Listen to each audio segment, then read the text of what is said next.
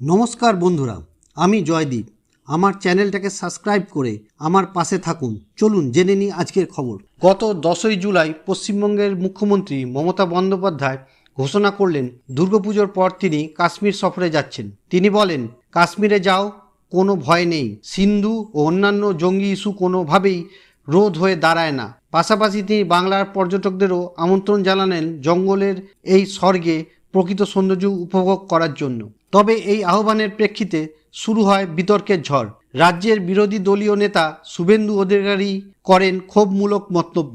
মুসলিম আধিক্যযুক্ত অঞ্চলে কেউ যেন না যায়, কাশ্মীর না, সরে দাঁড়াও, হিমাচল বা উত্তরাখণ্ডে যান।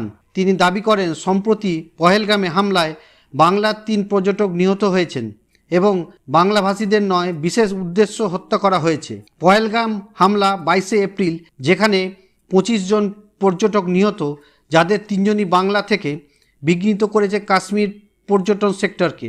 এইসব ঘটনার পর মমতা সাহসী আহ্বান করেছেন কাশ্মীরের ভ্রমণে, আর শুভেন্দু সরাসরি বিরোধিতা করছেন।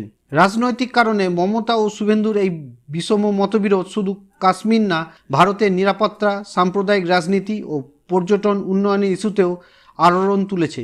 মমতা কাশ্মীরকে বন্ধু জাতি হিসেবে দেখছেন, শুভেন্দু মুসলিম আধিক্যকে নিরাপত্তার দৃষ্টিতে উপেক্ষা করছেন। এভাবে এই প্রসঙ্গ রাজ্য রাজনীতির নতুন আলো ঝরে উপযোগী বিতর্ক তৈরি করছে। বন্ধুরা, আপনি কি ভাবছেন? কাশ্মীর যেতে নিরাপদ মনে করেন, নাকি শুভেন্দুর মতবাণী আপনার কাছেই ঠিক? কমেন্টে জানান। ভিডিও পছন্দ হলে লাইক, শেয়ার আর সাবস্ক্রাইব। পরের আপডেটে আবার দেখা হবে। ততক্ষণ সুস্থ থাকুন। ধন্যবাদ।